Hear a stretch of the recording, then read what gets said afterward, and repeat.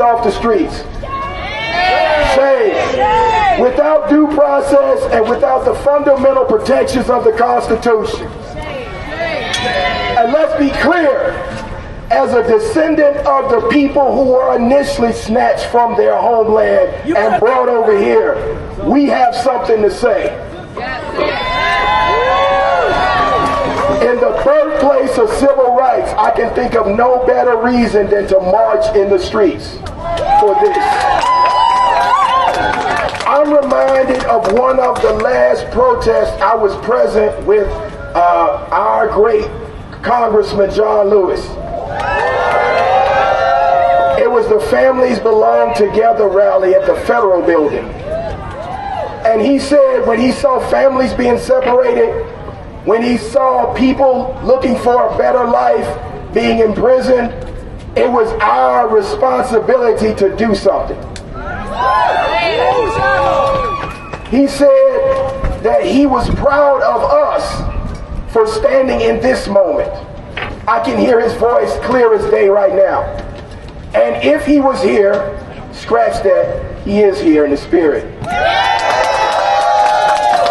He would tell you to continue to do what you're doing, regardless of the weather, regardless of the garbage that comes on our TV screens and our phone screens, to speak truth to power in season and out of season.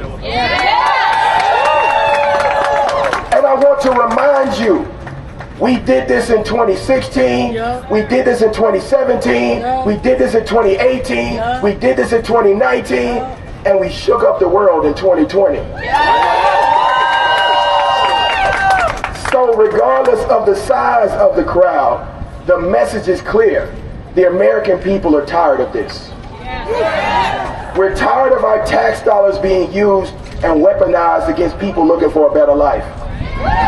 We're tired of the propaganda being promulgated in mainstream media and social media. And we're pushing back. Let's be clear, our movement is bigger than MAGA. Our movement is bigger than the alt-right. Our movement is bigger than the Confederates. We are the people, and we are the not so silent majority.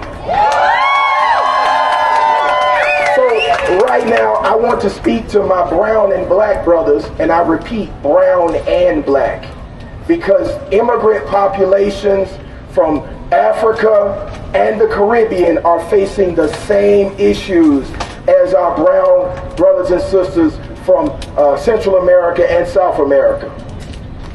I also want to say that citizens are being detained. I'm going to say that again. When you have ICE trucks pulling up at Home Depot, it's not just Hispanics that are in the parking lot. Veterans. People that are trying to have a better life, and they are being rounded up. And it's incumbent upon us, the real American citizens, to say something about it. It's also incumbent upon us to not just fight this battle on social media, not just fight this battle in the streets, but to fight it in courthouses. Because let's be clear, the Constitution is alive and well. The Bill of Rights is alive and well. And every time the 47th felon goes to court, he loses. You can see it. I know many of y'all don't go on X, but every time there's a court ruling, you see the maggots go into a frenzy, attacking judges. And so here's what I want to leave y'all with. Channel this anger that you have. Make sure that our brothers and sisters that are afraid right now know that they have protection. One of the first rallies that I went to under this regime was one of the biggest rallies I've ever seen on Buford Highway. They were unafraid, and they were asking one question: where are our allies? Why are the American people so silent? Let's be clear, Americans believe in immigration. That's right. We are a country of immigrants. Some came by will, and others came by force.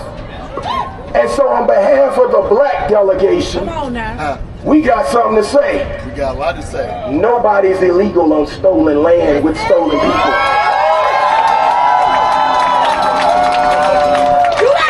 We are going to change the wording. Y'all got to be careful how you use words. Because again, the last time I checked, nobody's had due process. So why y'all calling them criminals? They're undocumented. Media makes you write that down. They're undocumented. They're not illegal. Because a judge or a jury has not determined that. And this administration does not want that to happen. Why? Because 90% of the arrests are illegal. That's the only thing that's illegal. So we need to change this conversation in the streets.